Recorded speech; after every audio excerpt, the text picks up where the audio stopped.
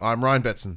I'm Max Cooper. And this is More The Players, the PopCulturists PlayStation Podcast Extra. And today, we finalize this mini-series on HBO's The Last of Us with episode 9, Look for the Light. After 9 whole weeks, Max, we are done. This is the finish of season 1 of Naughty Dog's The Last of Us over on HBO. Before we jump into our series overview, though, this episode, Look for the Light.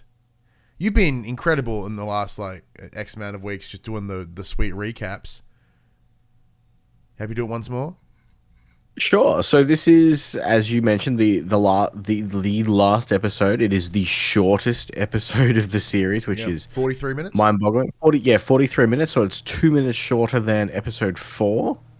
Which and was substantially shorter than episode 3. yeah, and 1. I think 1 was kind of 2 episodes, really. Yeah. So this is the aftermath of last week's episode. We have reached the hospital in Salt Lake City, Utah. In Salt Lake City, and it covers the possibility of the cure, the wrap up of their journey throughout this series, and obviously we're going full spoilers here. It turns out the good guy's a bad guy. Yeah, jokes everyone. Hey, heads up! This is the entire premise of part 2, by the way. Yeah, but they really sort of doubled down on it in the series, which is awesome. They really doubled down on it. That Joel's a piece of shit. Yeah, yeah. It's a lot less questionable here. It's pretty clear as day, which is kind of nice. But the episode opens with something a little bit different, though. So it opens with a flashback to the birth of Ellie. And this explains how Marlene and Ellie come to be connected, and it also explains a direct quote that we see in the game, which is when Marlene says to Joel, "I promised Ellie's mother that I would keep her safe." And it's originally like a throwaway sort of line, but here in this episode, they've added the context of, rather than just alluding to something off screen that didn't happen, they did the whole beautiful TV show and tell, and sort of set it up in such a way.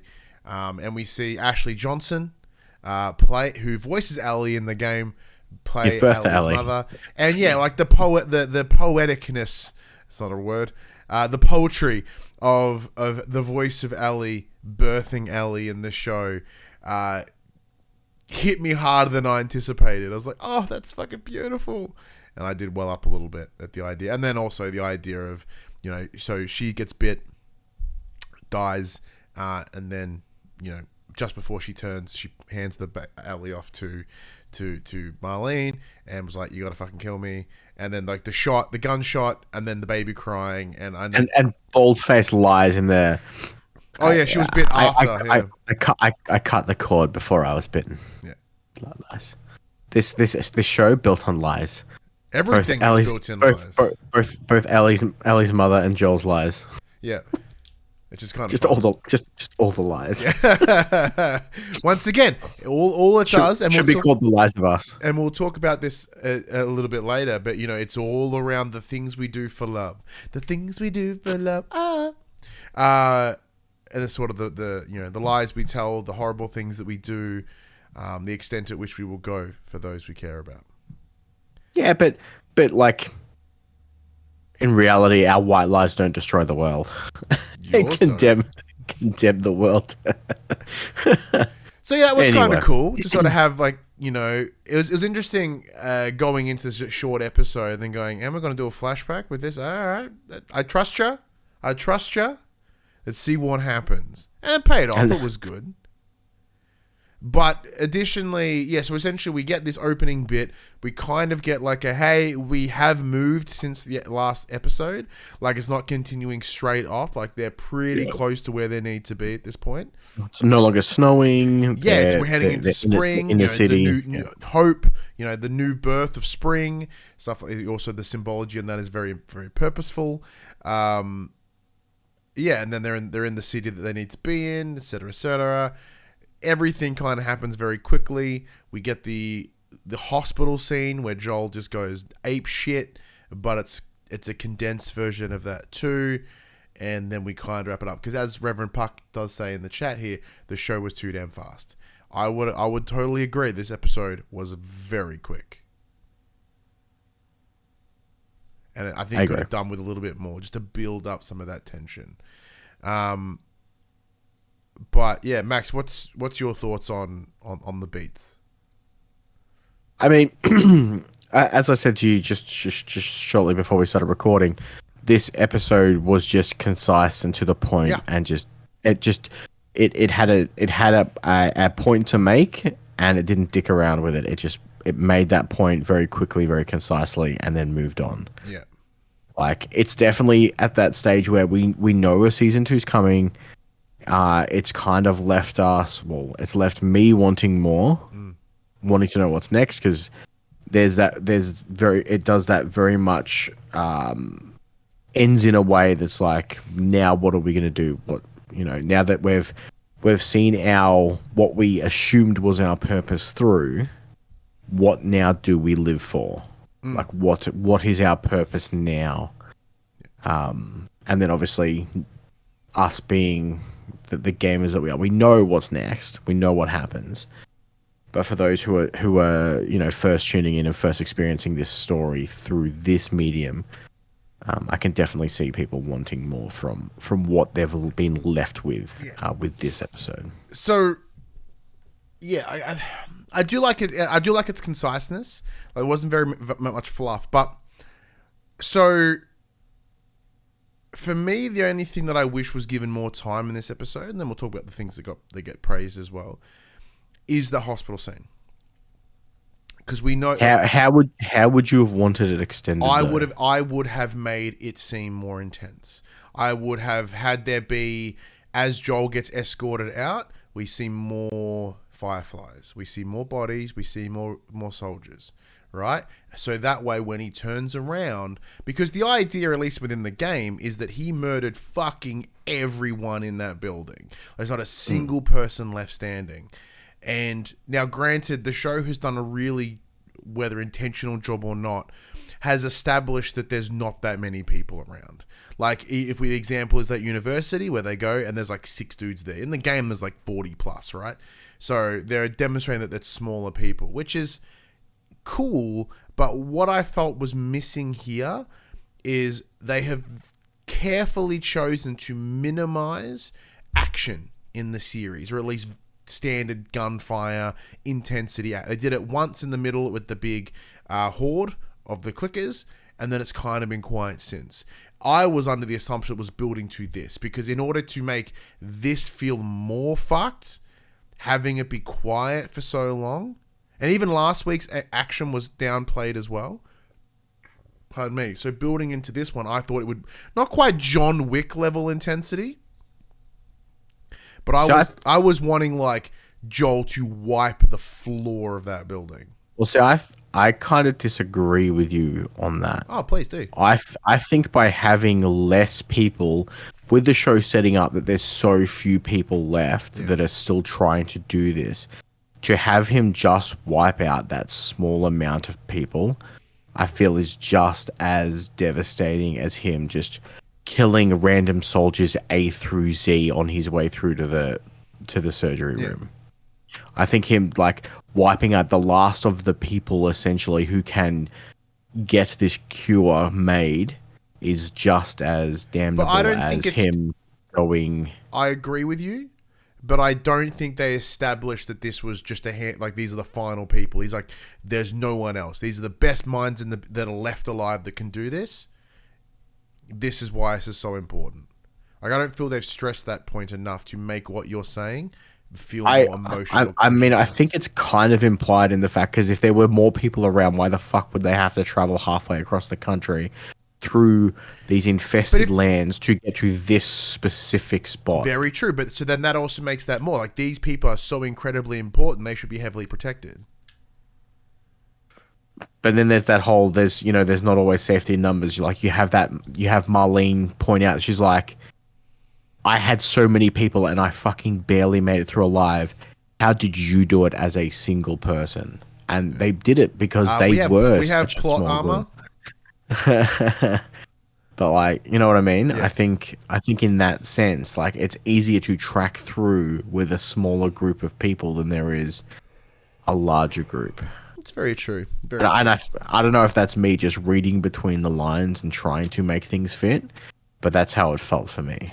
And like I said, I don't think you're wrong. I just thought, like, by adding that intensity, because as we talk about, and we know going to part 2, the whole story beat is that Joel is a piece of shit, right? He's a horrible person who's done horrible things, and for what he believes were the right reasons. And by upping the intensity here, it makes what comes next, or what we know is coming next, more intense. So yeah, see, again, I think by him just killing that doctor and taking Ellie away and still damning everyone else to a non-cure future is still just as bad as if he did the same thing but killed an extra fucking 30 no-named faceless soldiers. But if there were other doctors, other nurses, and he just wiped them out. Like, I just didn't have to be soldiers, but I mean, like, if we see the presence of other doctors, I think that would have added some intensity. Like, knowing that there's very few and far between, like, doctors would be very minimal in this world, right? So the idea of having them come together in one location and having them all gone, whoa! You know, that might be the other reason why they're not all in one location in case something like this happened, in case there was an attack. Now you have to reach. You're hitting things that the show isn't specifying. Yeah, for sure. However, from a performance standpoint, Pedro going fucking catatonic, like watching his face shift into like just a drop and like it almost it's like his emotion he's detached from himself. He's disassociated. Like you watch the face drop, the eyes droop, the cheeks droop. There's no emotion, and it's just bang, bang, bang, bang, bang. No one's left. Awesome, brilliant. Bella Ramsey in this episode, amazing. Especially after the events of last week, having her sort of be in this kind of not present mindset and building that up to sort of just be like lost in her own thoughts. And then, of course, we get the incredibly powerful giraffe scene. Now, mind you, it's way better than we... So, those who don't know, thanks to Binge, we were provided early VFX screeners of the series a couple of months ago now. We were watching them as we were going. I intentionally didn't watch the last two episodes, because I wanted the VFX to be good. And I knew, and we were told, like it said, hey, they aren't done yet. They'll be ready by launch, but they're not ready right now. Our friends of the show, Joel Grolton and Paul James, had watched it, and they took a screenshot and sent it to us of that giraffe scene. It was blue screened. It was covered in reference pictures of what a giraffe should look like. It was really just a dude puppeteering a head. Had none of the emotional impact that it should have had. I can say now, totally does. It's much nicer now in the final cut. But having that moment and just sort of the beauty, like you said, once again, in a hopeless world, just this little moment of beauty and just nature, you know, very Jurassic Park as, you know, nature finds a way. It was very cool. How did you think the iconic giraffe scene came together? Yeah, after seeing both versions, the final product is definitely way better than the non-VFX, because not only was it a guy and a puppet, it was 3 separate fucking camera shots on screen at once. So it was 3 different frames all on the. Yeah, and then a picture of a giraffe eating, in case the VFX artist forgot what a giraffe looks like. Like this is what a giraffe looks like. No, but it's cool. It's a very human moment right before it kind of for a very dehumanizing moment. Yeah, it snaps Ellie back into somewhat of herself, because she's obviously lost in her own thoughts, as you mentioned. You know, dealing with what happened in the previous episode. So it was the first moment of her kind of snapping out of that and coming back to a somewhat semblance of normalcy from what had happened. So that was cool. It was a really nice moment right before everything went fucked again. And of course, the episode ends in the very same way the game does, with the idea of this. They're looking over Jackson, Wyoming, and Ellie goes, "Hey, I need you to swear that this is what happened," and it's left with that same look of uncertainty and that hard cut too. It's like, okay, cut. It's awesome. But what was really great, and this is how I know the show was working. So I was watching with my partner Phoebe, and having her never seen the game before, she had an interesting response to the episode. She's like, it was really fucking short. I felt like she goes, I felt like everything quick together, and like, it just leaves me feeling that like just Joel's an asshole. Like he did it. I'm like, yes, that's exactly right. Like that means they did their fucking job because you are responding exactly as you should. Perfect. Like he's a selfish dick. I'm like, yes, he is. Yes. You get it.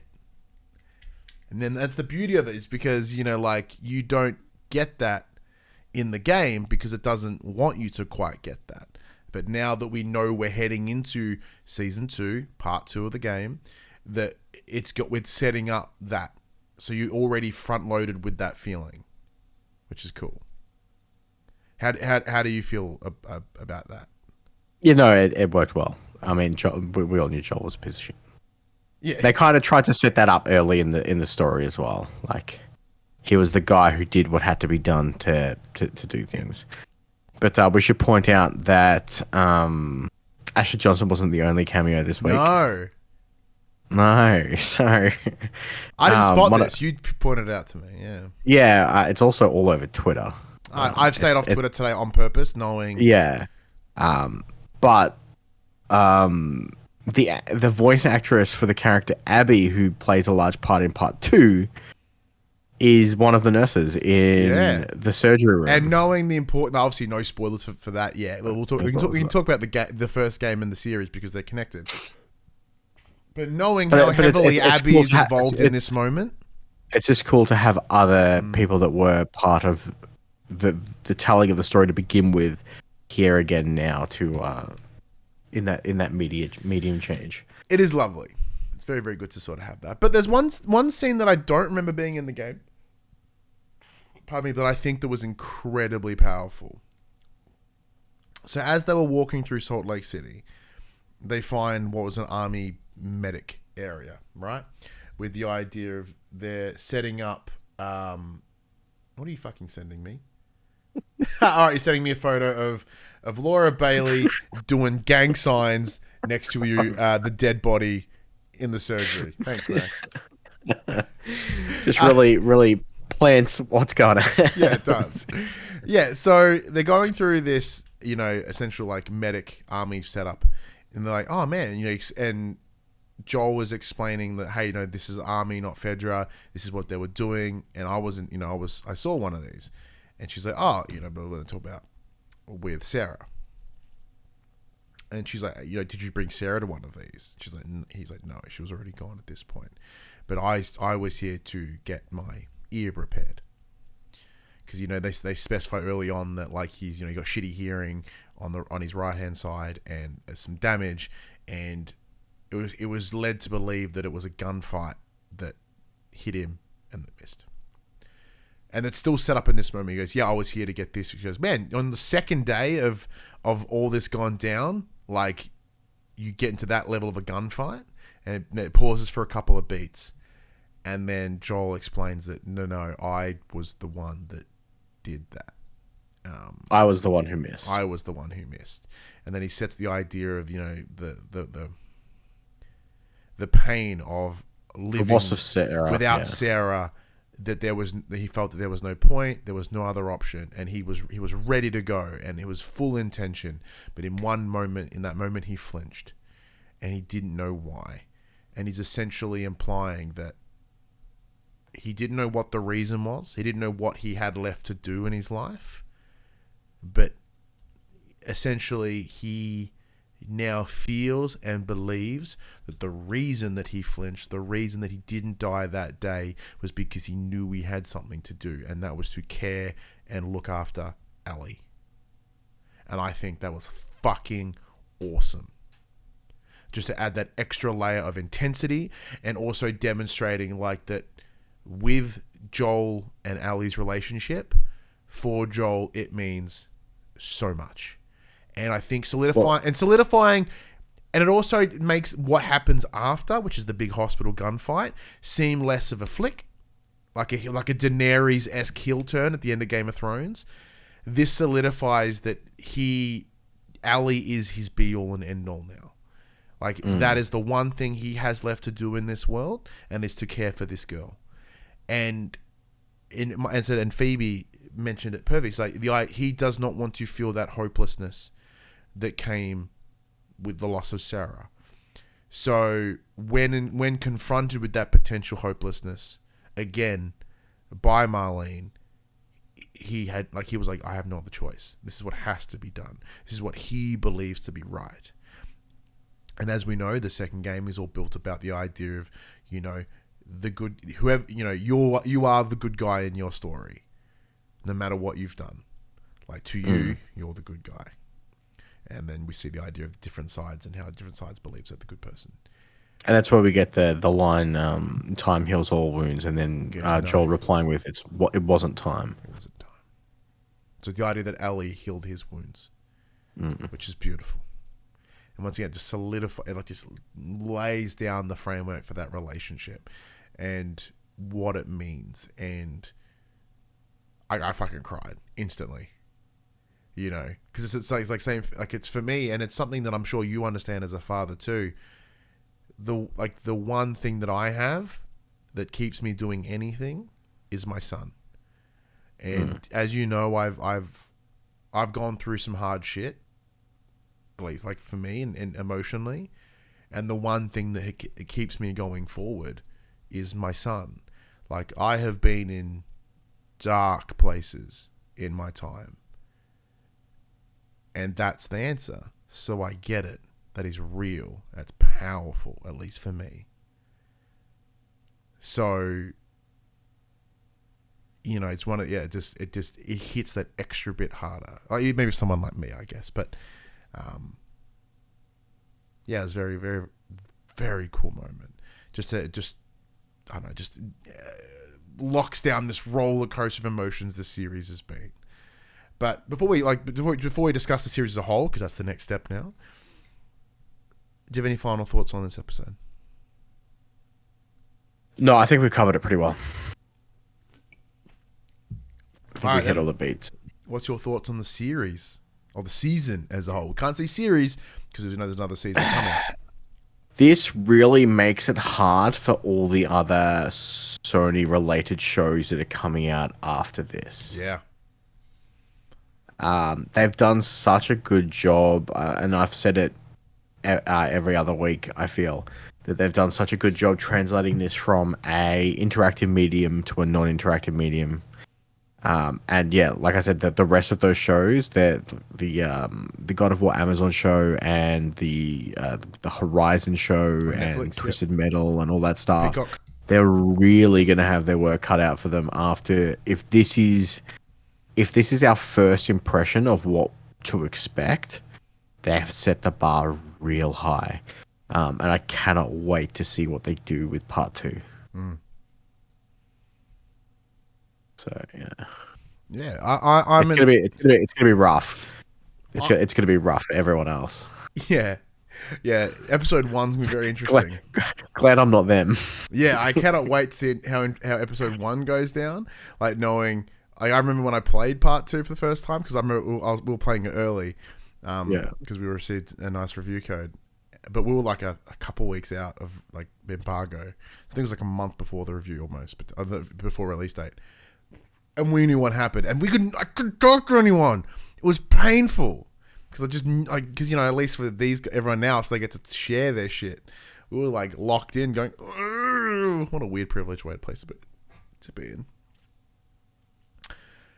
But, so my thoughts on the series as a whole is, I do believe that this will be considered one of the greatest video game adaptations ever made. But separately, I think it may also be considered one of the best seasons of TV ever made.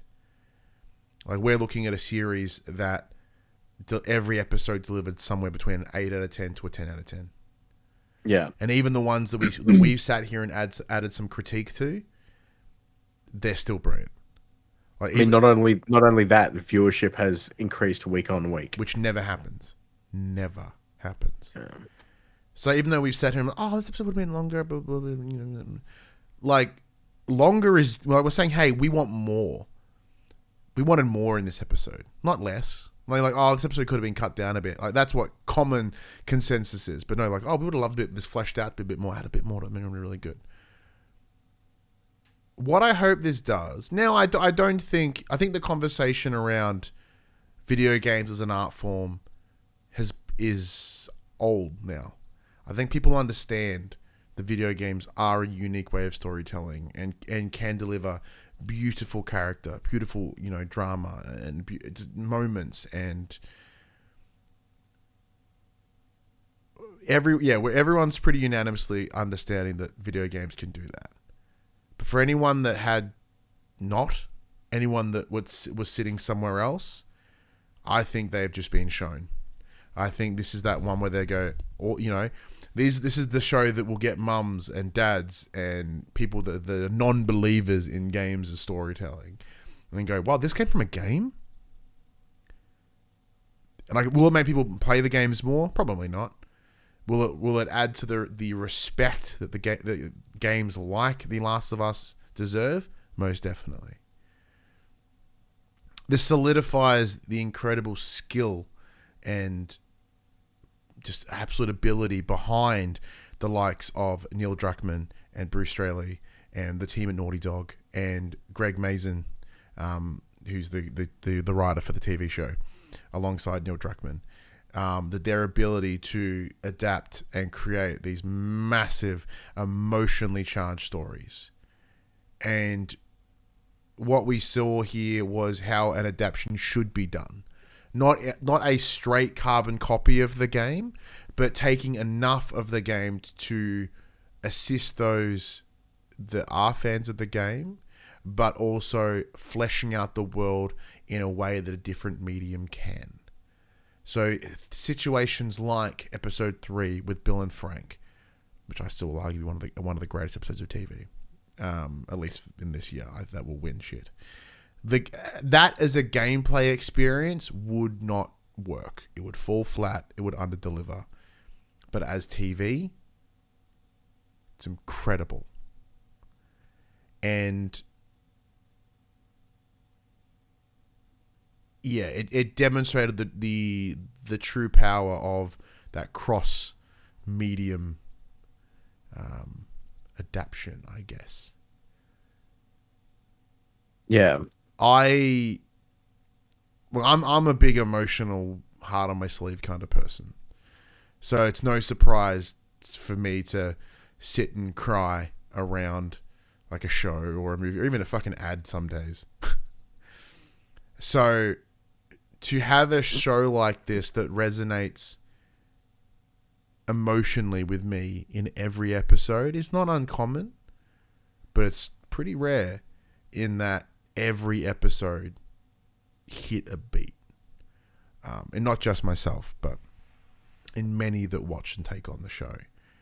And when we look at TV now, like we had TV had its golden years with the likes of Mad Men and Breaking Bad and Walking Dead when it started, and like there's like shows that like Game of Thrones before it got real shitty. 3 episodes of Lost. Yeah, the first season and a bit of Lost. Like, TV was awesome, and then it slowly dies. And like, or the least like even in every series, it's like, oh man, the series was really good except for these couple of episodes. But here, like, man, every episode fucking bangs. Like, there's nothing else like this. Now, even taking away our biases for being a PlayStation related product, it is unquestionably one of the best pieces of TV.